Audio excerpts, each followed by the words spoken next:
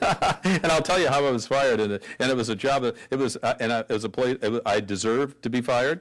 I was I guess, teenage booth announcer at Channel 5 here in Cleveland, and one of the things that only my best friends know about me is I'm not a great sight reader. You know, I'm better at ad-libbing. And of course, if you were then the booth announcer, now those jobs don't exist live the way they used to. I had to read, you know, at any rate, the network went down, and then I had to start reading all this copy, you know, filling in prime time in Cleveland television when everybody was watching this TV station, the whole city. I'm reading the news and every other darn thing, you know, in the announce booth while this "please stand by" slide is up. At any rate, I got so tongue-tied and messed up, it was a total disaster. And of course, I knew, the more I got myself into trouble, the more I knew I was in trouble, and that made it even worse. And then the next day, my boss, a man now deceased by the name of Ernie Sindelar, came into the announce booth, and I was sitting there. And Ernie said, "Bill, how do you like it here your last day?" An absolutely true story. So that was one of the grander, but I'd say, and then one of the other firings I had was a kind of similar was not a similar situation, you know, a job that I didn't deserve to be fired by, but where there was kind of a corporate reorganization and, you know, all these CEOs being moved around and everything, and I was one of the ones being moved out. And it was really kind of quite a surprise to me. But it was done with genuine, I'd say, kindness, and the person that terminated me it was then a good friend and now is even a better friend, and he later recommended me for some incredible jobs that were even better for me, so that wound up being good. I always found in terminating people, and I've had to do more than my share, unfortunately, over a long, long career like mine, is that other than these kind of economic times, when you have to terminate people you don't want to terminate just because of economics, that's a whole different story. So that's the kind of thing that for the most part is going on now. But if you're terminating people because they just aren't doing the job or aren't working out, I always used to think that was an opportunity for them and for the company. I would bring people in and say, look, we think the world of you. You're a wonderful person. You've got a lot of abilities, but it's just this is not the right place for you. So if I kept you in this job, it'd be a terrible disservice to you and the company. And we're going to try to do everything we can to kind of get you into the right place somewhere. But staying here doesn't help you if we kind of just keep paying you to do a job you're really not right for, and it certainly doesn't help the company. So therefore, I had a couple people that I let go like that, and they'd walk down the hall thinking they'd been promoted until they'd realized they'd been fired. Then I was out the back door. He had a second part question to the business schools. Yes. It seems like this awareness of the need for kindness and leadership seems to be widespread, or if at least not widespread, then growing. How new is that awareness, and where do you think it's coming from? Well, I don't know. I think it is fairly new, because I do think that you know, the early, as I say, the early literature in the field was always these kind of killer boss kind of literature, and I think too. If you look over the history of American industry, and it's really pretty interesting to study.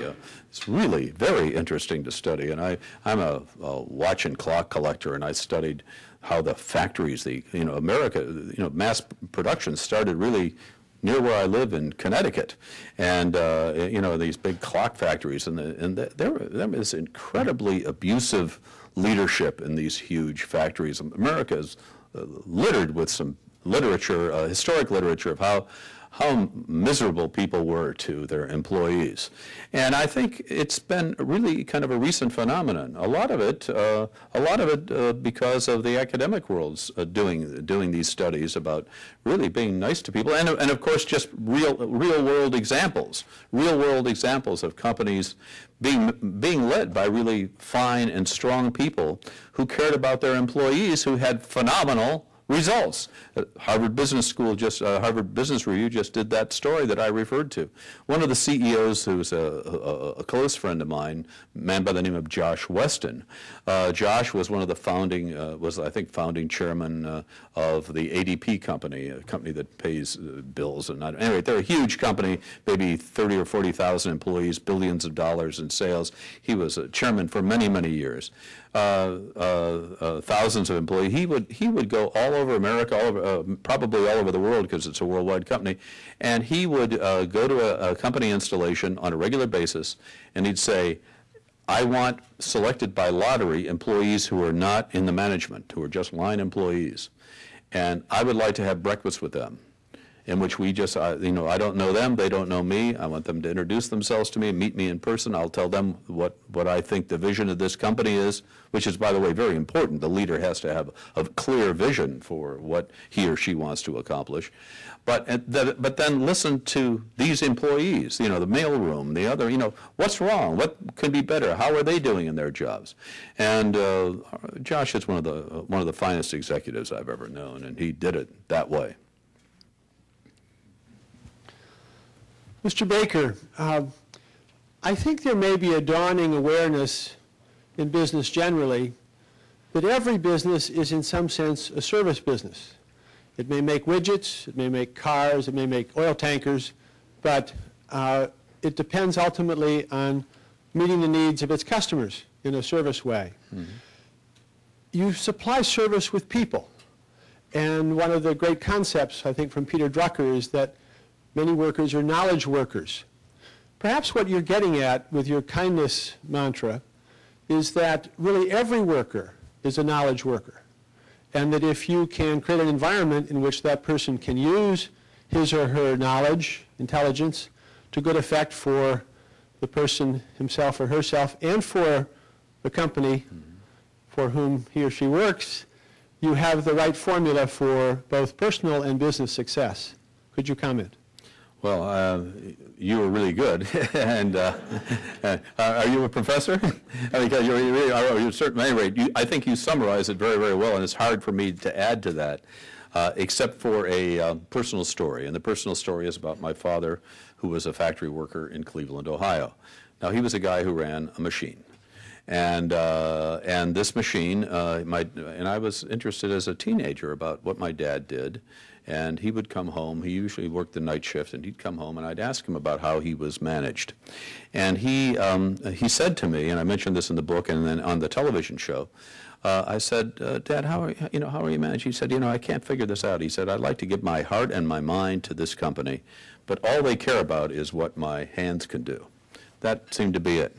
Later on his career, he worked at this place his whole life, and later in his, although he died very, very young, he was made a foreman.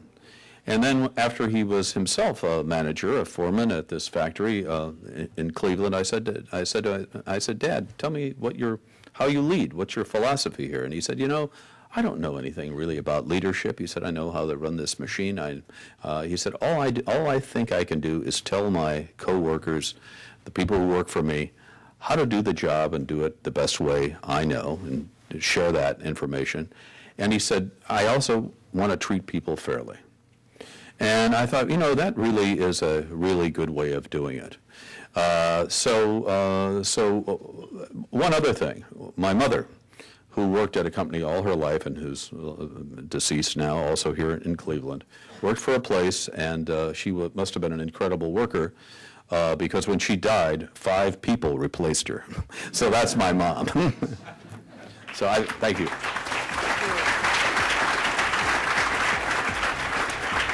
Today at the City Club of Cleveland Forum, we have been listening to William Baker, author of Leading with Kindness. Thank you, Mr. Baker. Thank you, ladies and gentlemen. This forum is now adjourned. For information on upcoming speakers or for podcasts of the City Club, go to cityclub.org.